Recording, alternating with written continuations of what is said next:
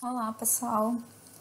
Então, dando continuidade ao sistema endócrino, na aula de hoje a gente vai falar então um pouco mais sobre as principais glândulas endócrinas e quais os hormônios que essas glândulas produzem e suas principais funções. Bom, na aula passada a gente mostrou que a maioria das glândulas elas são estimuladas ou não, né, a produzirem seus hormônios controladas por mecanismos de feedback. Esse esquema aqui mostrado acontece principalmente quando a gente fala em estímulo das glândulas suprarrenais, gônadas e da tireoide.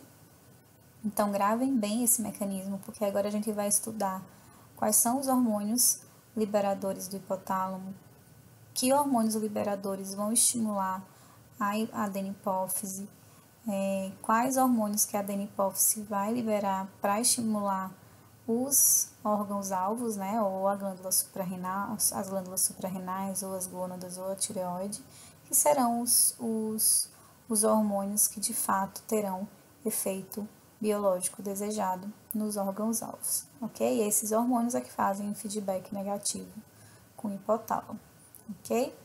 Então, a gente vai estudar cada glândula, quais hormônios que elas liberam, como que elas são estimuladas. A gente vai falar também da neurohipófise, qual a função da neurohipófise em relação à secreção de alguns hormônios. Então, a maioria dos hormônios estão diretamente relacionados a esse mecanismo, mas alguns outros hormônios não fogem um pouco desse esquema e a gente vai conversando ao longo da aula de hoje. Bom, pessoal, antes de falar dos hormônios de cada glândula, eu acho interessante a gente mostrar primeiro essa visão geral de como que os hormônios são produzidos, onde que eles vão estimular, porque aí quando a gente falar especificamente de cada uma, vocês já vão associar com o que a gente viu nesse slide. Então, primeiro nós temos aqui a glândula mestra, que é o hipotálamo. O hipotálamo, ele produz vários hormônios importantes. Nós temos os hormônios liberadores, que são os que estimulam a adenipófise, e os hormônios que são produzidos aqui nos corpos celulares de neurônio do hipotálamo, alcançam a neurohipófise e já são liberados para ter ação.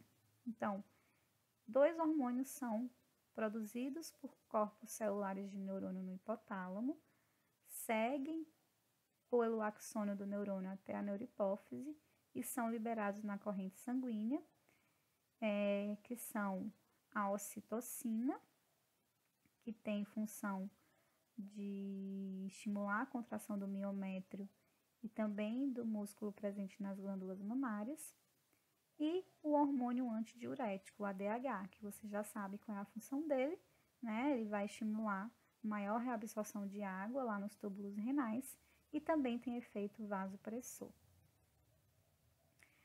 O hipotálamo também libera hormônios chamados hormônios liberadores hipotalâmicos. Esses hormônios liberadores vão estimular a adenipófise, né, a liberar outros hormônios que são chamados hormônios tróficos. Então, hormônio liberador de corticotrofina é um hormônio liberado pelo hipotálamo que vai estimular a adenipófise a liberar o hormônio adrenocorticotrófico ou corticotrofina. Esse hormônio corticotrófico, o próprio nome já diz, é um hormônio trófico que vai lá na glândula suprarrenal e estimula a glândula suprarrenal a liberar aldosterona e cortisol.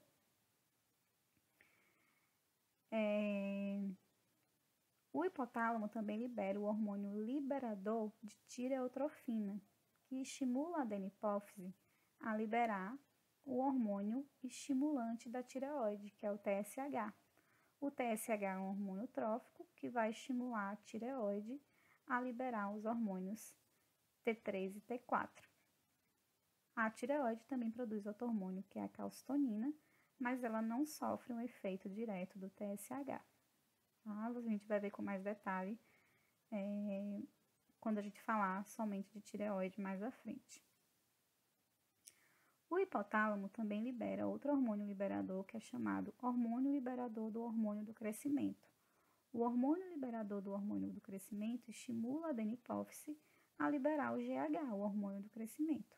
O hormônio do crescimento já vai ser liberado na corrente sanguínea e já vai ter ação tecidual, estimulando o crescimento tecidual e auxiliando também no metabolismo celular, principalmente em conjunto com os hormônios tireoidianos T3 e T4. Outro hormônio liberado pelo hipotálamo é o hormônio liberador de gonadotrofinas, o GNRH. Esse hormônio estimula a adenipófise a liberar os hormônios FSH, hormônio folículo estimulante, e LH, hormônio luteinizante. Esses hormônios são tróficos, vão alcançar as gônadas, sejam femininas ou masculinas, o FSH e o LH, e vão estimular essas gônadas a liberarem hormônios envolvidos na reprodução, como estrógenos, progesterona e testosterona. O hipotálamo também libera outro hormônio chamado hormônio liberador de prolactina. O hormônio liberador de prolactina estimula a adenipófise a liberar a própria prolactina. A prolactina, por sua vez, vai estimular a glândula mamária a secretar, a produzir e secretar o leite. Ok? Então, aqui é uma visão geral de todos os hormônios que a gente vai ver. Agora, a gente vai falar com detalhe sobre cada glândula e quais hormônios que são produzidos em cada glândula. Ok? Bom, pessoal, então, falando com mais detalhes sobre cada glândula, vamos começar falando sobre o hipotálamo, que é a glândula mestra, né, considerada a glândula mestra do sistema endócrino. Uma categoria de hormônio que é liberada por essa glândula são os chamados hormônios liberadores. Esses hormônios são assim chamados porque eles vão estimular a adenipófise a liberar outros hormônios, né, os chamados hormônios tróficos. Aqui está listado, né, os hormônios liberadores que são produzidos no hipotálamo e que vão estimular a adenipófise. Hormônio liberador de gonadotrofinas, então quando esse hormônio é produzido no hipotálamo, também conhecido como GNRH, ele alcança a adenipófise e estimula a adenipófise, né, as células gonadotróficas da adenipófise a liberarem hormônio luteinizante e hormônio folículo estimulante, LH e FSH. Esses dois, pessoal, o LH e FSH, são hormônios tróficos que vão alcançar as gônadas.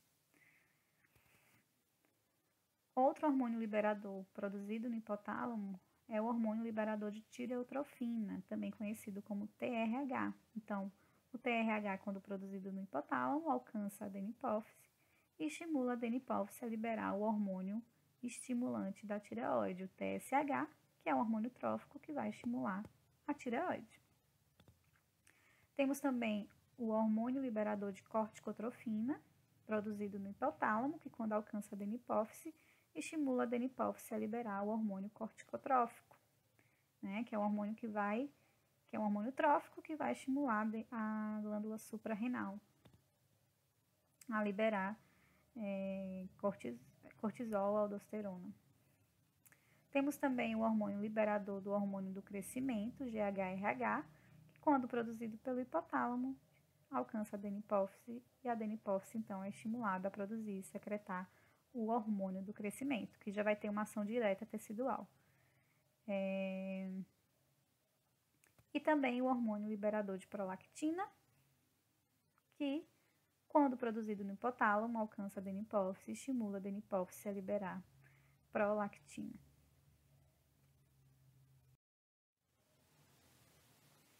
Essa imagem, pessoal, mostra como que acontece a comunicação do hipotálamo com a neurohipófise e como que acontece a comunicação do hipotálamo com a adenipófise. Vejam que a adenipófise ela tem células especializadas em produzir hormônios, tá? Então, a adenipófise é de fato uma glândula endócrina. Já a neurohipófise, não. A neurohipófise ela não produz hormônio, ela somente secreta hormônios que são produzidos lá no hipotálamo. Bom, A comunicação do hipotálamo com a adenipófise se dá por vasos sanguíneos, tá? Que estão aqui na eminência média entre o hipotálamo e a adenipófise. Então, quando o hipotálamo produz aqui os seus hormônios liberadores, esses hormônios vão alcançar os vasos sanguíneos portais e via corrente sanguínea eles chegam até a adenipófise e aí sim estimulam as células da adenipófise a produzirem seus hormônios, a depender do hormônio liberador que está chegando aqui para estimular. Já a neurohipófise, como eu falei para vocês, não tem função glandular. Hormônios são produzidos aqui no hipotálamo, já adianto para vocês que a ocitocina e o hormônio antidiurético, o ADH, são produzidos por corpos celulares de neurônios presentes no hipotálamo. Esses hormônios são produzidos aqui nos corpos celulares e seguem por vesículas ao longo do axônio de neurônio que chega lá na neurohipófise. Então, o corpo celular está dentro do hipotálamo, do neurônio, e seu axônio se estende até a neurohipófise. Então, quando o hormônio é produzido aqui, ele segue por vesículas ao longo do axônio e aqui esses hormônios são liberados das suas vesículas e alcançam vasos sanguíneos para seguirem na circulação sistêmica. Então, essa imagem está mostrando exatamente o que a gente falou, ó, de forma mais clara. Então, a comunicação do hipotálamo com a neurohipófise se dá por um axônio de um neurônio. Então, o corpo celular do neurônio está no hipotálamo e seu axônio se estende até a neurohipófise. Então, o hormônio é produzido aqui no corpo celular, empacotado em vesículas. Essas vesículas elas são transportadas até o terminal axônico, que já está lá na neurohipófise. Então, esses hormônios são liberados, podendo serem armazenados aqui na neurohipófise e também diretamente liberados na corrente sanguínea sistêmica, a depender da necessidade do organismo animal. Os dois hormônios que são liberados pela neurohipófise, que são produzidos lá no corpo celular do hipotálamo, são a ocitocina e a vasopressina, que é o hormônio antidiurético, tá? Também chamado de vasopressina. Esses hormônios, eles não são hormônios tróficos, eles já são hormônios de órgão-alvo. Eles são liberados, eles já vão atuar no órgão-alvo, fazendo o efeito desejado, o efeito biológico desejado. Então, a ocitocina ela já vai seguir via corrente sanguínea, por exemplo, até o útero, estimular a contração do miométrio, ou até a glândula mamária e estimular a contração dos alvéolos mamários para a secreção de leite. E o ADH, a vasopressina, você já sabe que uma das funções mais importantes do ADH é fazer maior reabsorção de água lá nos túbulos renais. Então, aqui só resumindo, né, as principais funções dos hormônios liberados pela neurohipófise. Ocitocina, contração das células mioepiteliais, as quais envolvem os alvéolos da glândula mamária, e o miométrio do útero, né? Então, estimulam a secreção de leite e estimulam a contração do miométrio, né? Estimulando principalmente lá no momento do parto. A vasopressina, hormônio antidiurético, aumento da retenção de água pelos rins, né? Maior reabsorção nos túbulos renais. Como a gente viu, é um hormônio principal, né? Envolvido no controle hídrico, no balanço hídrico do plasma sanguíneo, né? Da circulação sanguínea. E ele também tem um efeito pressor, ele também faz contração de músculos no sistema vascular, né? Por isso também chamado de vasopressina, também relacionado ao controle da pressão sanguínea.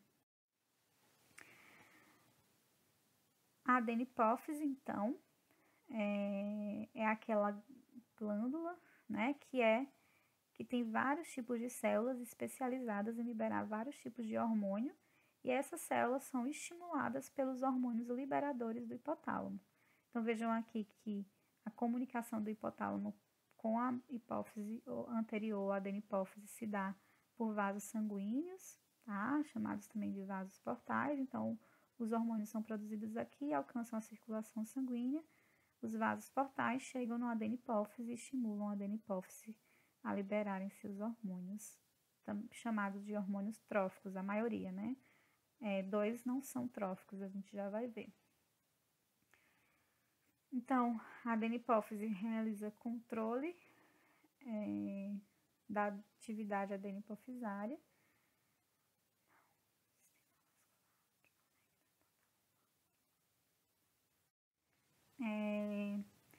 Já a adenipófise, ela tem vários tipos de células especializadas em produzir diferentes hormônios tróficos e também não tróficos. Tem 2 hormônios que a adenipófise produz que não são tróficos, que também já tem uma ação direta em órgão-alvo, que é o GH, o hormônio do crescimento, e a prolactina.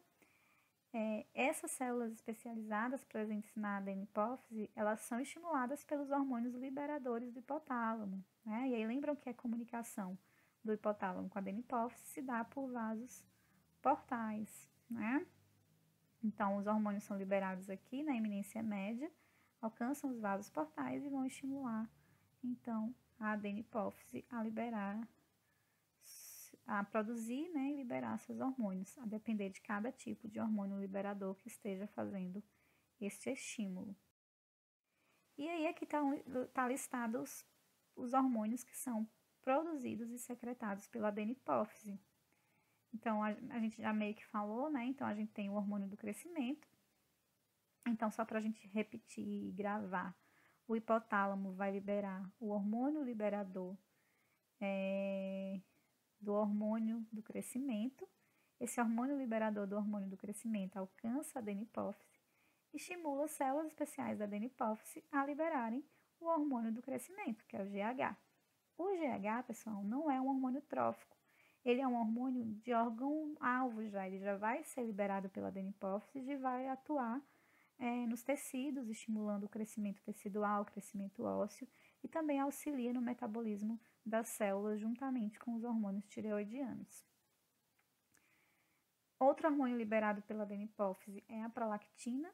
Então, o hormônio liberador de prolactina liberado aqui pelo hipotálamo chega na adenipófise e estimula a adenipófise a liberar prolactina. A prolactina também não é um hormônio trófico, ela é um hormônio também já de órgão-alvo, ela já vai cair na corrente sanguínea e já vai realizar o efeito biológico desejado. E aí a prolactina tem função de estimular a produção de leite, né? Então, ela já vai atuar lá na glândula mamária da fêmea. Outro hormônio produzido e liberado pela adenipófise é o hormônio estimulante da tireoide. Então, a gente viu lá que o hipotálamo produz o hormônio liberador de tireotrofina, que alcança a adenipófise e estimula a adenipófise a liberar o TSH, hormônio estimulante da tireoide. O hormônio estimulante da tireoide, hormônio trófico, cai na corrente sanguínea, alcança a tireoide e estimula as células da tireoide a produzirem T3 e T4, que são os hormônios de órgão-alvo. Então, TSH não é um hormônio de órgão-alvo, é um hormônio trófico que vai estimular outra glândula a liberar seus hormônios que verdadeiramente irão realizar o efeito biológico desejado no organismo animal. Outro hormônio produzido pela adenipófise secretado é o hormônio folículo estimulante e conjuntamente com o hormônio luteinizante, FSH e LH, que são hormônios da reprodução. Então, a gente já viu que o hipotálamo produz o hormônio liberador de gonadotrofina, que é o GnRH, que alcança a adenipófise e estimula a adenipófise a liberar FSH e LH, hormônio luteinizante e hormônio folículo estimulante. Esses hormônios são hormônios tróficos, que vão cair na corrente sanguínea, cansar as gônadas, seja testículos ou ovários, e estimular essas gônadas a liberarem os hormônios de órgão-alvo. Testosterona, estrógenos, progesterona, né, a depender da fase do ciclo reprodutivo do animal, se ele for macho ou se ele for fêmea. Outro hormônio produzido e secretado pela adenipófise é o hormônio adrenocorticotrófico ou corticotrofina. Hormônio corticotrófico, né? Então, também chamado de ACTH. Então, o hormônio adrenocorticotrófico ele é produzido quando estimulado pelo hormônio liberador de corticotrofina, que é liberado pelo hipotálamo. Então, o hipotálamo libera o hormônio liberador de corticotrofina, que estimula a adenipófise a liberar o hormônio adrenocorticotrófico ou corticotrofina. Esse hormônio é um hormônio trófico, né? O próprio nome já diz, vai cair na corrente sanguínea, chegar lá na glândula suprarrenal e estimular essa glândula a liberar aldosterona e cortisol, ok? Então, vejam que prolactina e GH não são hormônios tróficos, já são hormônios de ação direta, né, que já vão fazer o efeito biológico desejado, e todos os outros hormônios são hormônios tróficos que vão estimular outras glândulas a liberarem seus hormônios que vão ter efeito biológico desejado.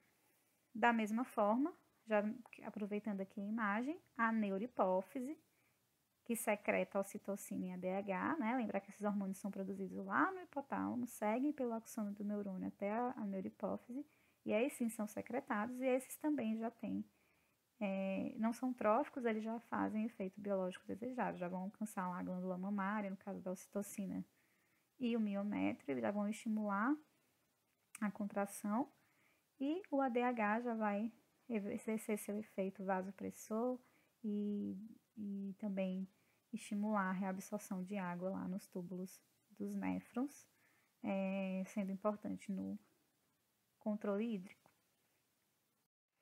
Bom, falando um pouquinho agora sobre a glândula tireoide, só relembrando um pouquinho a histologia da glândula, né? As células do epitélio secretor dos hormônios T3 e T4, elas são arranjadas assim, nesse formato circular. Então, quando estimuladas, elas secretam o hormônio T3 e T4 aqui nessa substância que é chamada de coloide, que está aqui no centro desse círculo, e a partir elas ficam armazenadas e liberadas a partir da necessidade do organismo animal. Ok? Além das células que secretam T3 e T4, existem outros tipos de células que não estão mostradas aqui na imagem, que são chamadas de células C. Essas células C, elas produzem outro tipo de hormônio, que é a calcitonina, que está envolvida no controle de cálcio sérico, né? O controle de cálcio na circulação sanguínea. Então, só relembrando o que a gente viu na aula passada, né? Os hormônios T3 e T4 são produzidos a partir de um aminoácido não essencial, que é a tirosina.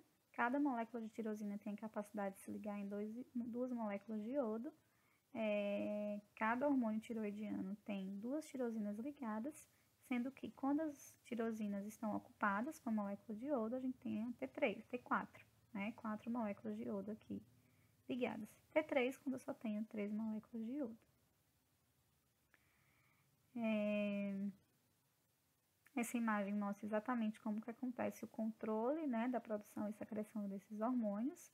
Então, só relembrando, o hormônio liberador de tireotrofina produzido no hipotálamo estimula a adenipófise a liberar hormônio estimulante da tireoide. A tireoide, por sua vez, vai produzir e liberar T3 e T4, que têm funções importantíssimas, especialmente T3, no metabolismo tecidual. Como a gente falou, existe uma célula chamada célula C, que também produz outro hormônio, que é a calcitonina, que a gente já vai falar com mais detalhes sobre ela. Então, falando sobre os hormônios tireoidianos, como eu falei para vocês, o principal hormônio tireoidiano envolvido no metabolismo celular dos tecidos é o T3 que tem receptores dentro da célula, já que esses hormônios são lipossolúveis, e é ele que vai estimular a transcrição do RNA mensageiro e produção de proteínas com efeitos biológicos desejados dentro das células. Então, e os hormônios T4, professora? Os hormônios T4 produzidos liberados pela glândula tireoide, lá no fígado eles são convertidos a hormônio T3. É retirada a molécula de iodo, já que o hormônio que tem efeito biológico desejado é o T3, ok? Então, existem receptores de T3 dentro das células, lá nas mitocôndrias, e esses hormônios eles vão estimular o aumento do consumo de oxigênio e, consequentemente, a produção de calor, tendo efeito calorigênico. Então, eles aceleram o metabolismo celular. Em conjunto com o hormônio do crescimento, são essenciais ao crescimento e desenvolvimento normais. Então, hormônios tireoidianos, junto em associação com o GH, com o hormônio do crescimento, vão estimular o desenvolvimento normal tecidual. Então, são essenciais para o crescimento dos tecidos do animal. Essa associação aumenta a absorção de aminoácidos pelos tecidos e sistemas enzimáticos envolvidos na síntese proteica. Além de influenciar na síntese proteica, como a gente falou, os hormônios tireoidianos também interferem no metabolismo dos carboidratos e dos lipídios nas células. Em relação ao metabolismo de carboidrato, os hormônios tireoidianos eles vão estimular um maior processo de absorção intestinal de glicose. Então, a gente viu lá que os enterócitos eles reabsorvem glicose por cotransporte com o sódio. Aquelas proteínas transportadoras, elas são mais estimuladas pela ação do hormônio tireoidiano. Também estimulam a maior movimentação da glicose nos tecidos adiposo e muscular. Promovem a absorção de glicose pelas células mediada pela insulina, então eles auxiliam a insulina no processo de introdução da glicose nas células. Formação de glicogênio é facilitada por pequenas quantidades de hormônios tireoidiano. Então, se tem pouca quantidade de hormônio tireoidiano, o fígado é estimulado a armazenar glicose na forma de glicogênio. Se tiver muito hormônio tireoidiano circulante, o fígado é estimulado a fazer glicogenólise, ou seja, quebra de glicogênio, liberando glicose na corrente sanguínea. Tá? Então, a concentração desses hormônios no plasma sanguíneo ainda vão estimular um armazenamento de glicose ou a quebra de glicogênio, liberando glicose, a depender da necessidade do organismo animal. Então, os hormônios tireoidianos, além de estarem envolvidos no metabolismo proteico, de interferirem no metabolismo de carboidrato, também estão associados ao metabolismo lipídico, porque esses hormônios eles tendem a reduzir os níveis plasmáticos de colesterol, uma vez que estimulam uma maior absorção celular de lipoproteínas de baixa densidade com as moléculas de colesterol associadas. Essas lipoproteínas de baixa densidade, mostradas aqui na imagem, elas têm função de transportar colesterol no plasma sanguíneo e levarem esse colesterol para dentro das células. Sejam para serem utilizados como precursores de hormônios, esteroides, sejam para o próprio metabolismo ou armazenamento de gordura. Já as lipoproteínas de alta densidade, chamadas de HDL, são responsáveis por transportar colesterol para o fígado para que o excesso de colesterol seja eliminado na forma de sais biliares. Por isso que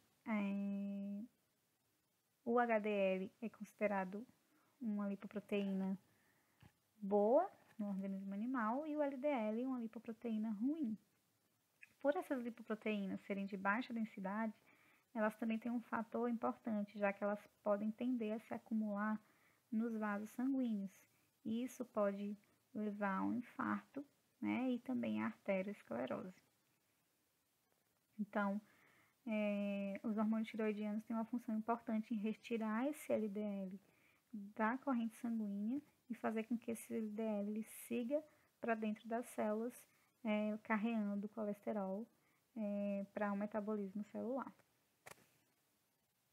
Então, como a gente falou, os hormônios tireoidianos eles vão aumentar a degradação do colesterol e, consequentemente, da lipoproteína de baixa densidade, que é o colesterol conhecido como colesterol ruim. Então, resumindo, estímulo para a liberação de hormônio tireoidiano. Lembram que, primeiro, o hipotálamo libera o hormônio liberador de tireotrofina, que vai estimular a hipófise anterior, a adenipófise, a liberar o TSH, que é um hormônio trófico, né, o hormônio estimulante da tireoide. Esse hormônio vai alcançar a tireoide e estimular as células foliculares a produzirem e secretarem T3 e T4. Esses hormônios são os hormônios de órgão-alvo, que vão fazer o efeito biológico desejado nas células. Então, eles vão estimular a síntese proteica, né, estimular o metabolismo celular, já que tendo efeito calorigênico, vão interferir no metabolismo de carboidrato, no metabolismo de lipídios, e a concentração deles no plasma sanguíneo, se estiver alta, vai fazer feedback negativo com o hipotálamo e com a adenipófise, estimulando menos liberação de TRH e menor liberação de TSH. Se a concentração deles estiver em baixa, do mesmo jeito, feedback negativo vai estimular maior liberação de TRH e maior liberação de TSH. Então, sempre vai acontecer dessa forma. Então, hormônio liberador, hormônio trófico, que estimula a tireoide a liberar os hormônios de órgão-alvo.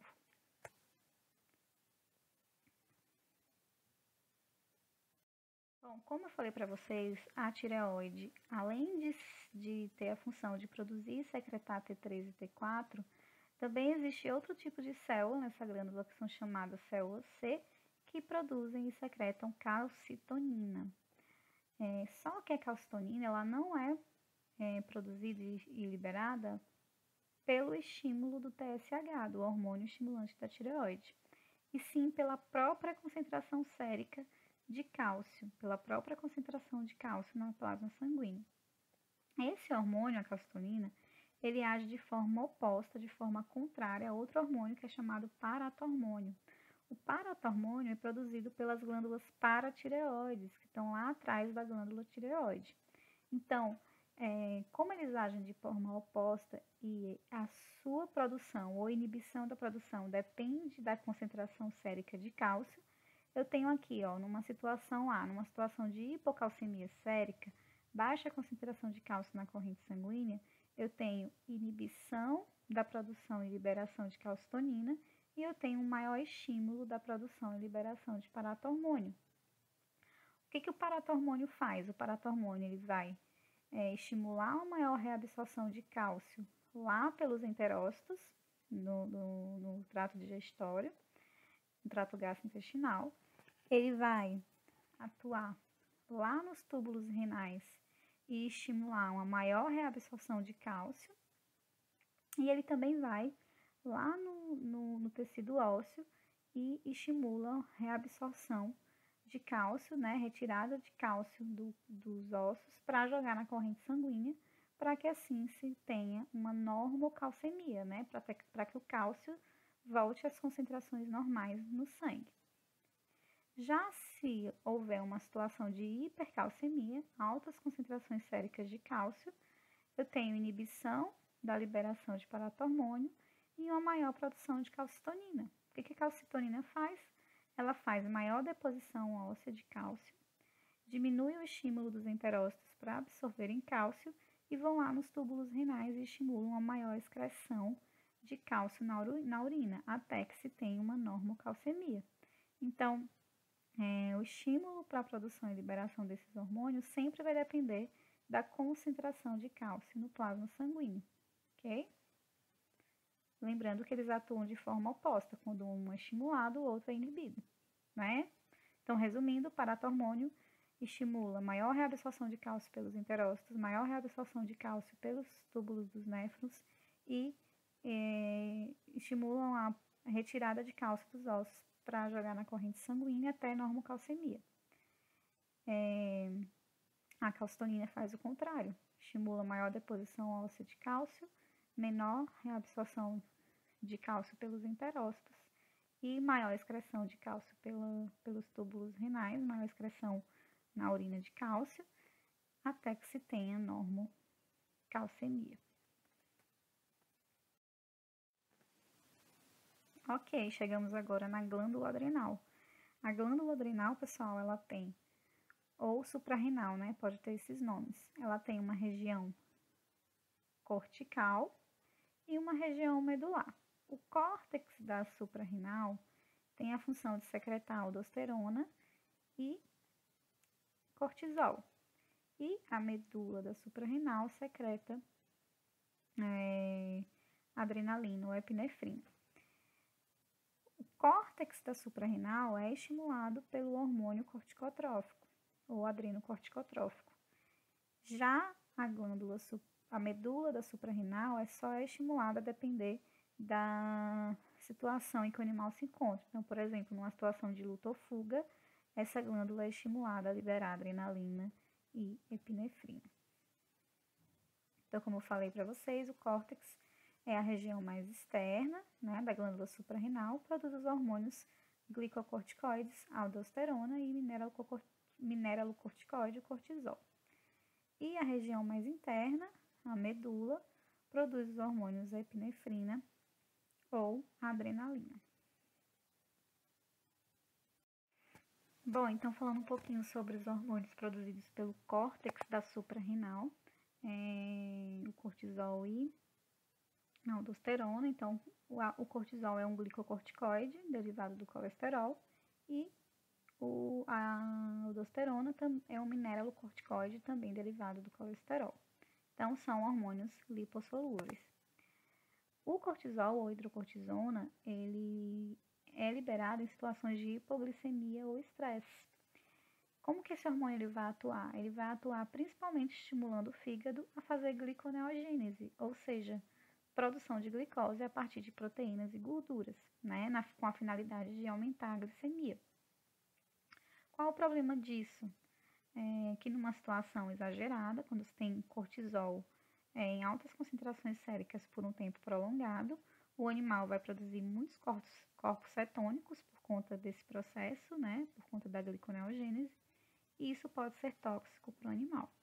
Então, o animal ele não pode viver sempre em condições de estresse ou hipoglicemia, porque isso vai elevar o cortisol e vai culminar num excesso de gliconeogênese e numa alta liberação de corpos cetônicos. Né? Esse aumento de corpos cetônicos pode extrapolar a capacidade do fígado de eliminar esses corpos cetônicos e se tornar tóxico. A aldosterona você já sabe qual a função dela, né? Então ela realiza a reabsorção de sódio e excreção de potássio lá nos túbulos renais, né? Especialmente no ducto coletor. E, consequentemente, está envolvido no processo de aumento da pressão arterial e da volemia. E a medula da suprarrenal produz o hormônio epinefrina ou adrenalina, e aí ele vai atuar em conjunto com a norepinefrina ou noradrenalina, que vocês já viram, né, que é o hormônio do sistema nervoso autônomo simpático. Então, esse hormônio está relacionado a situações de luta ou fuga, a situação de estresse, de atividade física que o animal esteja fazendo. Então, ele vai auxiliar os neurotransmissores durante a atividade simpática. Então, ele vai ter uma ação difusa na circulação sistêmica, estimulando a contração de vasos sanguíneos, a vasoconstrição e também redistribuição de sangue para os órgãos vitais e para os músculos, para que o animal consiga exercer essa atividade intensa numa situação de luta ou fuga, numa situação de exercício.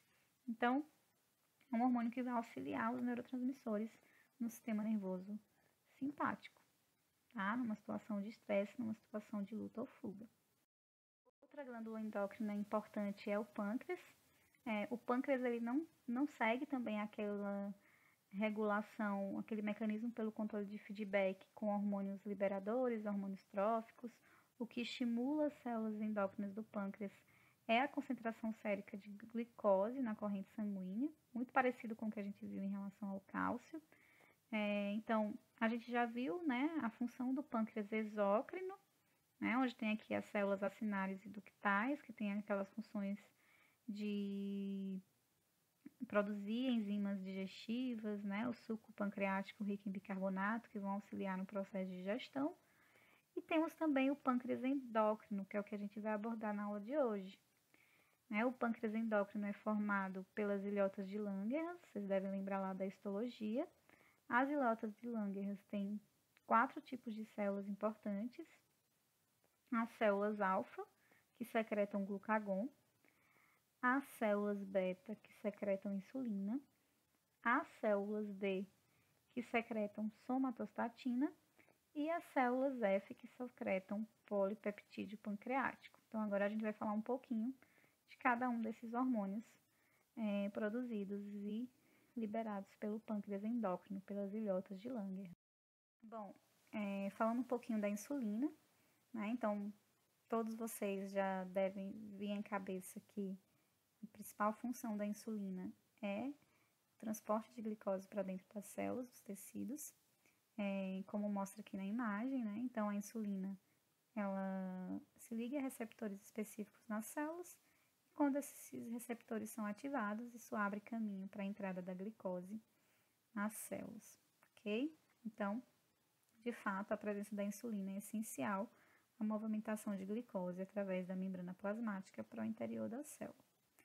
Além disso, a insulina tem funções anabólicas importantes, então ela estimula o armazenamento de glicose na forma de glicogênio, o armazenamento de ácidos graxos na forma de triglicerídeo e de aminoácidos na forma de proteínas, né? Esse estímulo acontece lá no fígado. Falando dessa função da insulina em relação à absorção de glicose, animais que têm algum problema em relação à produção de insulina pelo pâncreas podem apresentar diabetes, né, a diabetes mellitus, e também pode acontecer de as células diminuírem a capacidade de absorção de glicose e o animal também apresentar o quadro de diabetes, né, que é o aumento de glicose sérica. Outro hormônio importante produzido pelo pâncreas endócrino, lá pelas células alfa das ilhotas de Langerhans, é o glucagon. E o glucagon ele vai ter função contrária ao da insulina, né? Enquanto a insulina tem uma função anabólica, o glucagon tem uma função catabólica. Então, o glucagon ele vai ser estimulado a ser produzido, né? Esse hormônio ele vai ser mais produzido pelas células alfa quando acontece uma baixa concentração sérica de glicose, uma baixa concentração de glicose na corrente sanguínea. Quando isso acontece, essas células são estimuladas, liberam mais glucagon, e como eu falei, ele vai fazer a situação contrária da insulina. Então, ele vai reduzir a síntese de glicogênio, vai estimular glicogenólise, ou seja, quebra de glicogênio para a liberação de glicose na corrente sanguínea, para que essa concentração sérica aumente, e também aumento da gliconeogênese, que é a produção de glicose a partir de proteína e lipídio, né? Lembrar que o problema dessa gliconeogênese em excesso é a liberação dos corpos cetônicos, o mesmo processo lá do cortisol. Tudo isso para aumentar as concentrações séricas de glicose até os níveis de normalidade. Então, o que vai estimular a liberação de glucagon? Baixa concentrações séricas de glicose. O que vai estimular a produção de insulina? Altas concentrações séricas de glicose, já que esses dois hormônios têm efeitos contrários. Que é exatamente isso que mostra aqui nessa imagem. Então, quando o animal apresenta uma alta taxa de glicose sérica, isso estimula as células beta das ilhotas de Langerhans e inibe as células alfa. Células beta estimuladas têm mais insulina. Insulina estimula a absorção de glicose e também estimula o anabolismo, né? Estimula o armazenamento de glicose na forma de glicogênio pelo fígado, além de estimular o armazenamento de triglicerídeos e de proteínas. Já baixas concentrações séricas de glicose inibem as células beta e estimulam as células alfa a liberarem o glucagon, e o glucagon, por sua vez, vai fazer o contrário da insulina, né? Vai estimular a quebra do glicogênio pelo processo de glicogenólise e também estimular a gliconeogênese, né? Que é a liberação de glicose a partir de proteínas e lipídios. Tudo isso para regular a glicemia sérica, né? Tudo isso para se ter a normoglicemia. Então, aqui, numa situação de hiperglicemia, eu tenho estímulo das células beta, inibição das células alfa. Mais insulina, a insulina vai transportar esse excesso de glicose para as células, vai estimular o armazenamento de glicose na forma de glicogênio, até que se tenha normoglicemia. Numa situação de hipoglicemia, células alfa são estimuladas a liberarem mais glucagon e células beta inibidas. Mais glucagon vai estimular glicogenólise e gliconeogênese e liberação de glicose na corrente sanguínea até que se tenha normoglicemia. Então, sempre vai acontecer esse controle dessas células, tudo dependendo das concentrações séricas de glicose. Outro hormônio liberado pelas ilhotas de Langerhans que a gente falou é a somatostatina. A somatostatina, pessoal, ela vai atuar regulando as células alfa e as células beta, para que mesmo que o estímulo seja intenso, por exemplo, numa situação de hipoglicemia intensa, se não houvesse a somatostatina, as células alfa iam liberar glucagon de forma proporcional a essa baixa concentração. Só que, como eu falei para vocês, o excesso de glucagon pode gerar uma alta taxa de glicogenólise e gliconeogênese, e muitos corpos cetônicos podem ser tóxicos para o animal. O que a somatostatina faz? Ela regula essa produção. Mesmo que o estímulo seja intenso, a somatostatina não vai deixar que as células alfa produzam uma liberação de muito glucagon em excesso, ao ponto de levar a uma alta glicogenólise e gliconeogênese, podendo causar efeitos danosos no organismo animal. Então, a somatostatina, elas afetam mais, controlam mais as células alfa, né, do que as células beta. Também controlam as células beta, mas tem um maior efeito sobre as células alfa. Tá? Então, só repetindo, a somatostatina ela vai fazer uma regulação das células endócrinas do pâncreas, sendo que as células alfa são mais afetadas pela ação inibitória da somatostatina do que as células beta. Então, elas vão controlar, a somatostatina vai controlar a liberação do glucagon e da insulina, mesmo que o estímulo para essa liberação seja elevado. E ela vai ter uma ação muito mais efetiva nas células alfa para evitar que a liberação de glucagon aconteça em excesso. Bom, por fim, nós temos outro hormônio liberado lá pelas células F das ilhotas de Langerhans, que é o polipeptídeo pancreático. A gente já falou dele um pouco lá em trato digestório, mas só reforçando, o polipeptídeo pancreático, ele está relacionado à inibição do processo digestivo, né? Ele vai estimular o esvaziamento gástrico. Por quê? Porque esse hormônio ele vai inibir a secreção de enzimas pancreáticas do pâncreas exócrino e também ele vai participar da inibição da contração da vesícula biliar. Mesmo que as concentrações de colecistoquinina diminuam, esse hormônio também vai auxiliar nesse processo. Logo, o polipeptídeo pancreático está relacionado à motilidade intestinal e o esvaziamento gástrico entre uma refeição e outra. Ok? Bom, pessoal, era isso que eu tinha para falar para vocês sobre os principais hormônios do sistema endócrino. A parte de endocrinologia da reprodução a gente vai ver com detalhes no próximo sistema, que é o sistema reprodutor.